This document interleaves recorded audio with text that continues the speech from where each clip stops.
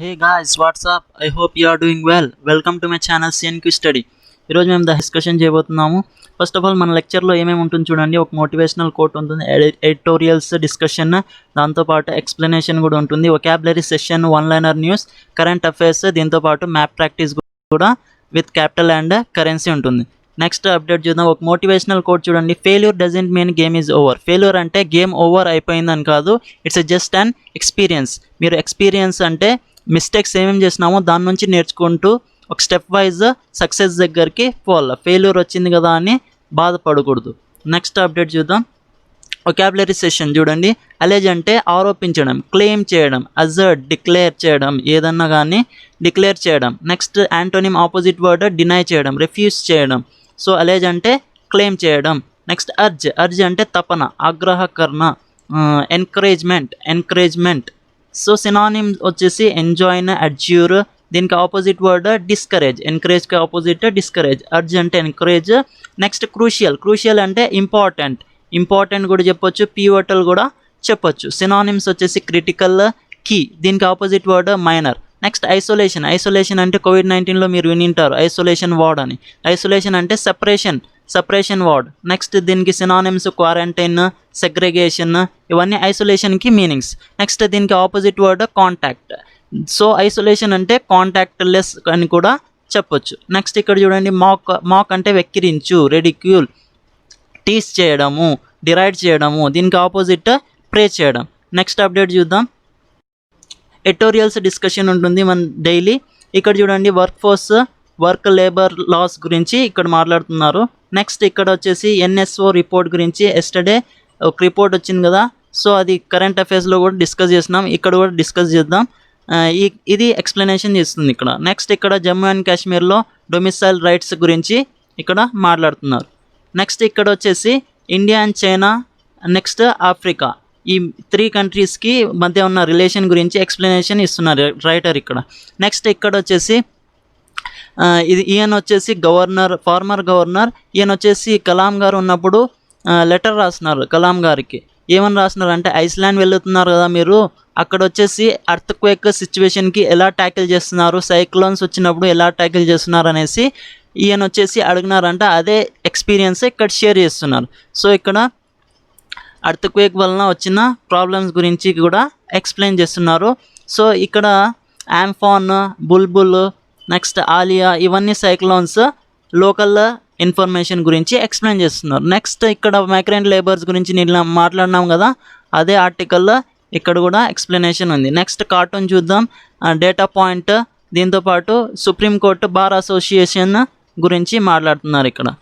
రండి next update చూద్దాం. First cartoon point చూద్దాం. కార్టూన్ వచ్చేసి ఇక్కడ మోడీజీ గురించి ఎక్స్ప్లెయిన్ చేస్తుంది. మోడీజీ వచ్చేసి నేను ఒక రిప్లై చేసినారు. ఒక సిటిజన్ వచ్చేసి ఆర్టీఐ ఫైల్ చేసినాడు.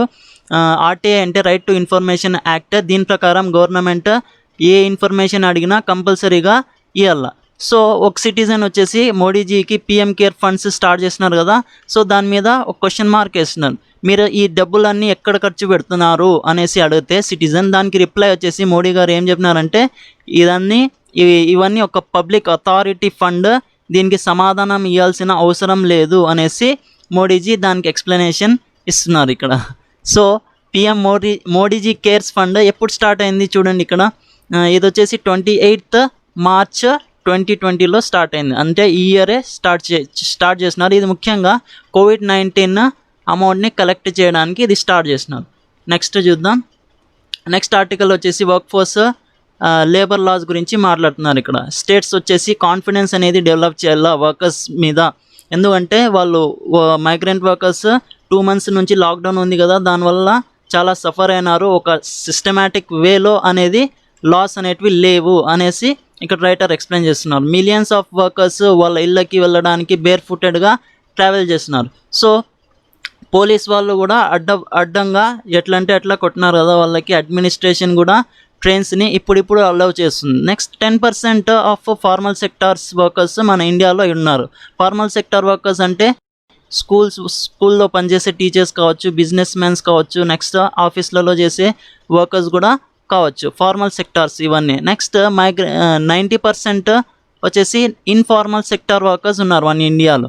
సో ఈ 90% మైగ్రెంట్ వర్కర్సే ఉన్నారు. సో ఈ 90% వర్కర్స్ చాలా సఫర్ అవుతున్నారు.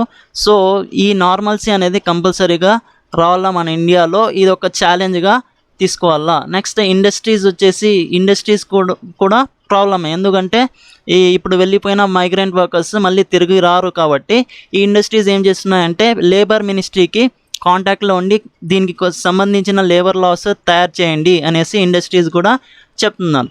నెక్స్ట్ రీసెంట్గా కొన్ని స్టేట్స్ వచ్చేసి ఒక టైమింగ్ని లేబర్ లాస్లో అరేంజ్మెంట్ చేసింది. ఆ టైమింగ్ వచ్చేసి డైలీ 12 hours వర్క్ చేయాలా. ఇది కంపల్సరీగా 1 week ఉంటుంది. Weekly off 6 days nearly it is equal to 72 hours కంపల్సరీగా వర్క్ చేయాలనేసి కొన్ని స్టేట్స్ ఇంప్లిమెంట్ చేసినాయి. సో రీసెంట్గా రాజస్థాన్ వచ్చేసి ఆ ఇంప్లిమెంటేషన్ని బ్యాక్ తీసుకుంది, కానీ ఉత్తరప్రదేశ్, మధ్యప్రదేశ్ దాన్ని ఇంప్లిమెంట్ చేసుకుంటూనే పోతుంది. సో ఈ స్టేట్ గవర్నమెంట్ కానీ సెంట్రల్ గవర్నమెంట్ కానీ జాబ్ క్రియేషన్ అనేది చేస్తూ ఉండాలా. దీనివల్ల మైగ్రెంట్ వర్కర్స్ అనేటివి చాలా సఫర్ అయినారు.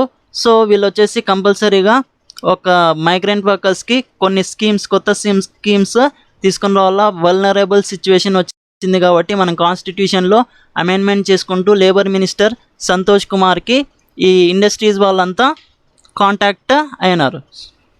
నెక్స్ట్ ఆర్టికల్ చూద్దాం. నెక్స్ట్ వచ్చేసి ఇక్కడ ఈ యాక్ట్ లేబర్ లా వచ్చేసి inter state migrant workmen act 1979 గురించి మాట్లాడుతున్నారు ఇక్కడ. సో ఇక్కడ రిటర్న్ వర్కర్స్కి ఒక first step, state government lockdown చేసినప్పుడు స్టేట్ గవర్నమెంట్ కానీ సెంట్రల్ గవర్నమెంట్ కానీ వీళ్ళకి వచ్చేసి ఒక సేఫ్ ప్లేస్ అనేది ప్రొవైడ్ చేయలేదు. ఇన్కమ్ సపోర్ట్ కూడా ఏమీ ఇవ్వలేదు. జస్ట్ పీడిఎస్ స్కీమ్ ద్వారా ఫుడ్ గ్రెయిన్స్ మాత్రమే, రైస్ అండ్ దాల్ మాత్రమే సప్లై చేస్తున్నారు, కానీ వీళ్ళకి ఒక సపరేట్ అరేంజ్మెంట్ అనేది లేదు. వీళ్ళు వచ్చేసి ఒక బ్రిడ్జెస్ కింద కానీ పైప్ లైన్స్ దగ్గర కానీ పనుకుంటూ వీళ్ళు వచ్చేసి చాలా సఫర్ అయినారు. సో దీనివలన రిటర్న్ వర్కర్స్కి ఒక మెయిన్ ఎయిమ్ వచ్చేసి వాళ్ళకి సెక్యూరిటీ ఉండాలా, రెస్పెక్ట్ అనేది ఉండాలా, ఒక హౌసింగ్ షెల్టర్ అనేది ఉండాలా. నెక్స్ట్ మినిమం వేజ్ స్టాండర్డ్స్ అనేటివి వాళ్ళకి సప్లై చేయాలా. సో సెంటర్ మరియు స్టేట్ గవర్నమెంట్ కలిసి వర్క్ చేసి ఈ లేబర్ లాస్ మీద ఒక కొత్త రూల్స్ని ఇంప్లిమెంట్ చేసి సో వీళ్ళకి వచ్చేసి ఒక మినిమం సపోర్ట్ అనేది ప్రొవైడ్ చేయాలనేసి ఇక్కడ రైటర్ చెప్తున్నారు. నెక్స్ట్ ఆర్టికల్ చూద్దాం. ఓమినస్ సిగ్నల్. నిన్న ఎన్ఎస్ఓ రిపోర్ట్ గురించి మాట్లాడినాం కదా. ఎన్ఎస్ఓ అంటే నేషనల్ స్టాటిస్టికల్ ఆఫీస్. ఇది వచ్చేసి ministry of SPI, statistics and programme implementation కింద వస్తుంది. ఇది ఎన్పిఓ వచ్చేసి ఒక రిపోర్ట్ తీసుకొని వచ్చింది. మన జీడిపి గ్రోత్ వచ్చేసి 3.1%కి పడిపోతుంది. ఇది వచ్చేసి 11 yearsలో ఇదే మళ్ళీసారి జరగడం అనేసి ఇక్కడ ఎన్ఎస్ఓ రిపోర్ట్ చెప్తుంది. ఇది వచ్చేసి జీడిపి గ్రోత్ లాక్డౌన్ జరిగిన March 25 నుంచి ఇదే పరిస్థితి ఉంది అనేసి ఇక్కడ రిపోర్ట్ గురించి రైటర్ ఎక్స్ప్లెయిన్ చేస్తున్నాడు. ఒకసారి ఈ రిపోర్ట్ చూద్దాం. ఈ రిపోర్ట్ వచ్చేసి 11 yearsలో 4.2 నుంచి 3.1%కి పడిపోయింది. ఎన్ఎస్ఓ అంటే NSO means it is a sample surveys చేస్తుంది. ఇది ముఖ్యంగా దీనికి వచ్చేసి జనరల్ ఆఫ్ అకౌంట్స్ వచ్చేసి సోమా రాయ్ బర్మన్. 4 of 8 ఇండస్ట్రీస్ ఉన్నాయి కదా, 8 core ఇండస్ట్రీస్ ఉన్నాయి కదా మనకి. ఈ 8 core ఇండస్ట్రీస్లో 4 ఇండస్ట్రీస్ చాలా వర్స్గా అయిపోయింది కండిషన్. ఆ 8 ఇండస్ట్రీస్ గురించి కూడా మాట్లాడదాం నెక్స్ట్ స్లైడ్లో. నెక్స్ట్ వీళ్ళు వచ్చేసి మ్యానుఫ్యాక్చరింగ్ అనేది కూడా, manufacturing, construction, job generating activity ఇవన్నీ తగ్గిపోయినాయి. ఇది వచ్చేసి 2.2%కి తగ్గిపోయింది. నెక్స్ట్ ఈ ట్రేడ్, ట్రాన్స్పోర్ట్, హోటల్స్, కమ్యూనికేషన్స్ ఇవన్నీ మళ్ళీ రివైజ్ చేయాలా. ఇవన్నీ కూడా చాలా వర్స్ అయిపోయింది సిచ్యువేషన్. సో మన ఎకనామీ కూడా పడిపోతుంది. సో నెక్స్ట్ కన్జంప్షన్ స్పెండింగ్ వచ్చేసి 55 to 60% ఆఫ్ జీడిపి ఉంది, కానీ ఇక్కడ కూడా 2.7% గ్రోత్ తగ్గింది. ఇన్వెస్ట్మెంట్ కూడా తగ్గిపోతుంది. ఇది వచ్చేసి 6.5% ఇన్వెస్ట్మెంట్ తగ్గిపోయింది. సో ఈ 8 సెక్టార్స్ వచ్చేసి 40% ఆఫ్ ఇండెక్స్ ఆఫ్ ఇండస్ట్రియల్ ప్రొడక్షన్లో ఈ 8 సెక్టార్స్ 48%, అది కూడా డిక్రీజ్ అయిపోయి 38%కి డిక్రీజ్ అయిపోయింది. సో ఈ 8 సెక్టార్స్ ఏవేవి చూడండి ఒకసారి. Coal industries, next crude oil, natural gas, refinery, next steel, cement, fertilizer, electricity. వీళ్ళలో ఎక్కువగా రిఫైనరీ, ఇది ఎగ్జామ్లో అడుగుతారు. ఈ 8 సెక్టార్స్లో ఎక్కువ శాతం ఏది ఉందనేసి ఎగ్జామ్లో అడుగుతాడు. ఈ 8 సెక్టార్స్లో ఫస్ట్ ప్లేస్ వచ్చేసి రిఫైనరీ సెక్టార్, నెక్స్ట్ వచ్చేసి 19% ఇక్కడ ఎలక్ట్రిసిటీ సెక్టార్, నెక్స్ట్ స్టీల్. ఈ అరేంజ్మెంట్ కూడా ఎగ్జామ్లో అడుగుతాడు, గుర్తుపెట్టుకోండి. Refinery, next steel, next electricity. Minimum వచ్చేసి ఇక్కడ మినిమం ఫర్టిలైజర్ 2%. నెక్స్ట్ చూద్దాం. నెక్స్ట్ దీంతో పాటు డేటా పాయింట్ కూడా అదే మాట్లాడుతుంది. ఇక్కడ కార్పొరేట్ ట్యాక్స్ అనేది కట్ చేసినారు, కానీ ఇన్వెస్ట్మెంట్ కట్ చేసినారు. ఎందుకంటే కార్పొరేట్ ట్యాక్స్ ఎందుకు తగ్గించినారంటే ఇన్వెస్ట్మెంట్ పెరుగుతుంది, పీపుల్ దగ్గర డబ్బులు వస్తాయి, దాంతోపాటు మార్కెట్ అనేది సప్లై డిమాండ్ బాగా ఉంటుంది అనేసి ఈ కార్పొరేషన్ ట్యాక్స్ తగ్గించినారు. సో అందువలన గ్రోత్ కూడా తగ్గిపోయింది, జీడిపి గ్రోత్ కూడా తగ్గిపోయింది. పీపుల్ దగ్గర ఒక అమౌంట్ అనేది సరిగ్గా లేదు.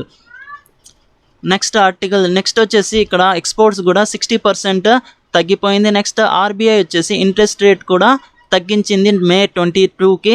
నెక్స్ట్ రికవరీ రేట్ నార్మలైజ్ కావడానికి సెంటర్స్ కొన్ని యాక్షన్స్ అనేటివి కంపల్సరీగా తీసుకోవాలి. సో దీనికి ప్యాకేజ్ సప్లై చేసింది, కానీ ఇది ఇంప్లిమెంట్ కావడానికి అక్టోబర్ వరకు ఇంప్లిమెంట్ కావచ్చు. సో ఫిజికల్ స్టిమ్యులస్ అని మోడీజీ ఆత్మనిర్భర్ స్కీమ్ ద్వారా చెప్పినారు. సో పీపుల్ దగ్గర క్యాష్ అనేది కంపల్సరీగా ఉండాలి. ఈ లాక్డౌన్ వల్ల పీపుల్ దగ్గర క్యాష్ అనేది లేదు. సో జాబ్లెస్నెస్ అనేది పెరిగిపోతుంది. సో డిమాండ్ అనేది లేదు. సో ఈ మార్కెట్ని పెంచాలంటే కంపల్సరీగా పీపుల్ దగ్గర ఒక డబ్బు అనేది కంపల్సరీగా ఉండాలి. నెక్స్ట్ ఆర్టికల్ వచ్చేసి ఆఫ్రికా, ఇండియా, చైనాకి మధ్య ఉన్న రిలేషన్షిప్ గురించి ఎక్స్ప్లెయిన్ చేస్తున్నారు. ఇక్కడ వచ్చేసి ఆథర్ చూడండి, ఇండియా, చైనా అండ్ ఆఫ్రికాకి మధ్య హ్యూమానిటేరియన్ ఛాంపియన్షిప్గా తీసుకుంటుంది. ఇండియా, చైనా అండ్ ఆఫ్రికా మధ్య హ్యూమానిటేరియన్గా అనుకుంటుంది ఆఫ్రికా, కానీ వీళ్ళు వచ్చేసి ఒక గేమ్ అనేది ప్లే చేస్తున్నారు ఇండియా అండ్ చైనా అనేసి ఇక్కడ రైటర్ చెప్తున్నారు. కోవిడ్-19 వలన all over the world COVID-19 వచ్చింది. దానివల్ల డిజీజెస్ చాలా స్ప్రెడ్ అయినాయి. So economic and public health condition కూడా ఆఫ్రికాలో చాలా సివియర్గా వర్స్ సిచ్యువేషన్ అయిపోయింది. Next shortage of mask, ventilators, next ఇవన్నీ సోప్ అండ్ వాటర్, ఇవన్నీ షార్టేజెస్ వచ్చేసినాయి ఆఫ్రికాలో వచ్చేసి ముఖ్యంగా workers, Africa needs protective equipment ఇవన్నీ కూడా లేదు. దానికి హెల్ప్ వచ్చేసి మన ఇండియా అండ్ చైనా నుంచి ఆఫ్రికా హెల్ప్ తీసుకుంది. ఒకసారి ఆఫ్రికా కాంటినెంట్ ఎక్కడుందో చూద్దాం. ఇదంతా ఆఫ్రికన్ కాంటినెంట్. సో ఇదంతా ఏషియన్ కాంటినెంట్. నెక్స్ట్ మనం మాట్లాడుతుంది ఇండియా అండ్ చైనా. ఇక్కడ ఇండియాకి వెస్ట్ వర్డ్స్ ఉంది ఆఫ్రికన్ కాంటినెంట్. ఇక్కడ వచ్చేసి బీజింగ్ డిప్లొమసీ. చైనా వాళ్ళ పాలసీ ఏమంటే చూడండి, ఇక్కడ ఆఫ్రికాకి వచ్చేసి ట్రేడ్ పార్ట్నర్గా ఉంది చైనా. చైనా వచ్చేసి equipment, testing kits, ventilators, mask ఇవన్నీ సప్లై చేసుకుంటుంది పోతుంది. చైనా ఆఫ్రికాకి సప్లై చేస్తుంది. ఇది వచ్చేసి ఒక హ్యూమానిటీగా సప్లై చేస్తుంది. దాంతోపాటు గూడ్స్ కూడా సప్లై చేస్తున్నారు చైనా యొక్క ముఖ్య ఎయిమ్ వచ్చేసి డీవియేట్ చేయడం. ఈ వుహాన్ వైరస్ వచ్చింది కదా, కరోనా వైరస్ ప్రాబ్లమ్స్ గురించి డీవియేట్ చేయడం ఈ చైనా యొక్క ముఖ్య policy objective. Next good will అంటే మంచితనంగా ఉండాలని చైనా అనుకుంటుంది. నెక్స్ట్ ఒక ఇమేజ్ క్రియేట్ చేయాలని చైనా యొక్క మెయిన్ ఆబ్జెక్టివ్. ఈ అన్ని దాంట్లో కానీ చైనా సక్సీడ్ అయింది. సో ఇల్ ట్రీట్మెంట్ అనేది గుజాంగ్ హౌస్ సిటీలో ఇల్ ట్రీట్మెంట్ చూపించింది చైనా. సో ఇది ఒక బ్యాడ్ న్యూస్ అని చెప్పొచ్చు. నెక్స్ట్ బీజింగ్కి FAO మరియు WHOకి హెడ్ కావాలనేసి ఒక ఆశ. నెక్స్ట్ న్యూఢిల్లీ ఫోకస్ చూద్దాం. మన ఇండియా ఏమేమి చేస్తుంది ఆఫ్రికాకి చూడండి. ఇండియాకు ఒక మంచి ఆపర్చునిటీ ఇది. ఒక విల్లింగ్నెస్గా, ఒక కెపాసిటీగా ఈ రెస్పాన్సిబిలిటీని తీసుకోవాలా. ఇండియాలో లిమిటెడ్ రిసోర్సెస్ ఉన్నాయి, కానీ ఇండియా వచ్చేసి ఒక ఫార్మసీ ఆఫ్ ది వరల్డ్. అంటే అన్ని జనరిక్ మెడిసిన్స్ ఇండియాలో ఎక్కువగా తయారవుతాయి లో కాస్ట్లో. సో ఇవన్నీ మెడిసిన్స్ ఇండియా వచ్చేసి ఆఫ్రికాకి ఎక్స్పోర్ట్ చేస్తుంది. సో ఇండియా డాక్టర్స్ కూడా, పారామెడికల్ నర్సెస్ వీళ్ళంతా విత్ అమౌంట్ ఆఫ్ $600 million వీళ్ళంతా హెల్ప్ అనేది ప్రొవైడ్ చేస్తున్నారు ఆఫ్రికాకి. నెక్స్ట్ ఆఫ్రికా ఐలాండ్ నేషన్స్ వచ్చేసి మౌరిషియస్, సీచెలస్, కొమరోస్, మడగాస్కర్ వీళ్ళంతా ఇండియా మిషన్ సాగర్లో కూడా పార్టిసిపేట్ చేసినారు. ఇండియా వచ్చేసి ట్రైనింగ్ అనేది సప్లై చేస్తుంది ఆఫ్రికాకి. నెక్స్ట్ రీసెంట్గా వర్చువల్ కాన్ఫరెన్స్ అనేది జరిగింది సార్క్లో, దాంట్లో కూడా పార్టిసిపేట్ చేసింది India. So best practices health అనేది చాలా మంచిగా సప్లై చేస్తుంది ఇండియా ఆఫ్రికాకి. దీంతోపాటు నైజీరియా, కెనియా, నమీబియా వీళ్ళకు కూడా ఇండియా నుంచి చాలా బెనిఫిషియరీ అనేది దొరికింది. నెక్స్ట్ ఇంట్రెస్ట్ అనేది చాలా అందరూ వచ్చేసి మెడిసిన్స్ని, వ్యాక్సిన్స్ని తయారు చేయడానికి ఇంట్రెస్ట్ చూపిస్తున్నారు. నెక్స్ట్ దీంతోపాటు మౌరీషియస్కి కూడా మెడిసిన్స్, ఆయుర్వేద మెడిసిన్స్ కానీ వేరే మెడిసిన్స్ కానీ సప్లై చేసింది India. Next gurdwara temples, next thousands of families, kitchens, help lines for seniors, distributing disinfectants, ఇవన్నీ శానిటైజర్స్ సప్లై చేసింది ఇండియా. నెక్స్ట్ కంపారిజన్ చూద్దాం, ఇండియాకి మధ్య చైనాకి కంపారిజన్ చూడండి. హెల్త్ డొనేషన్ అనేటివి ఈ రెండు కంట్రీస్ ఆఫ్రికాకి చేసింది టైం వచ్చినప్పుడు. నెక్స్ట్ ఇది ఒక హ్యుమానిటరియన్ ఛాంపియన్షిప్ అని చెప్పచ్చు. డిఫరెన్సెస్ అనేటివి అప్రోచెస్లో డిఫరెన్సెస్ చాలా ఉన్నాయి. ఇక్కడ చూడండి, చైనాకి వచ్చేసి మనీ కావాలా, నెక్స్ట్ వెల్త్ క్రియేషన్ అనేది కంపల్సరీగా కావాలా చైనాకి. Next people to people tie up అనేది ఉండాలి, ట్రేడింగ్ అనేది కంపల్సరీగా జరుగుతూ ఉండాలి, ఇన్ఫ్రాస్ట్రక్చర్ ప్రాజెక్ట్ అనేది కంపల్సరీగా జరుగుతూ ఉండాలి. Belt and road initiative projects తీసుకుంది కదా ఆఫ్రికా. సో నెక్స్ట్ ఇండియా గురించి మాట్లాడితే, ఇండియా అప్రోచ్ వచ్చేసి బిల్డింగ్ లోకల్ కెపాసిటీ అంటే ఈక్వల్ పార్ట్నర్షిప్ అనేది చూపిస్తుంటూ పోతుంది ఆఫ్రికాతో పాటు. As these two powers rises, ఈ టూ పవర్స్ ఉండడం వలన ఒక ఇండియాకి గాను చైనాకి గాను ఒక రైజింగ్ ఆస్పిరేషన్, ఒక మంచి అవకాశమే. ఎందుకంటే బాగా ఈజీగా డెవలప్ కావడానికి, వేరే కంట్రీస్తో రిలేషన్షిప్ మంచిగా పెట్టుకోవడానికి ఈ కరోనా వైరస్ కోవిడ్-19 కూడా ఒక మంచి ఆపర్చునిటీ అనేసి ఒక ఆథర్ ఇక్కడ రైటర్ ఎక్స్ప్లెయిన్ చేస్తున్నాడు. నెక్స్ట్ ఇక్కడ అర్త్క్వేక్ వచ్చింది కదా, దీని గురించి ఎక్స్ప్లెయిన్ చేసినాను కదా ముందే. సో ఇక్కడ గవర్నర్ వచ్చేసి కలాం గారికి రాసిన లెటర్ గురించి ఎక్స్ప్లెయిన్ చేస్తున్నారు. Next cyclone Amphan, Alia, next బుల్బుల్, ఇవన్నీ సైక్లోన్స్ వచ్చినాయి కదా. సో ఇక్కడ ముఖ్యంగా లోకల్ ఇన్ఫర్మేషన్ గురించి మాట్లాడుతున్నారు ఆథర్. నెక్స్ట్ అర్త్క్వేక్స్ ఏ ఇన్స్ట్రుమెంట్ ద్వారా మెజర్ చేస్తారు చెప్పండి? ఈ అర్త్క్వేక్ అనేది సీస్మోగ్రాఫ్ ద్వారా మెజర్మెంట్ చేస్తారు, ఇది గుర్తుపెట్టుకోండి. నెక్స్ట్ ఆర్టికల్ చూద్దాం. జమ్మూ అండ్ కాశ్మీర్లో రీసెంట్గా డొమిసైల్ రూల్స్ అనేటివి తీసుకొని వచ్చినారు గవర్నమెంట్.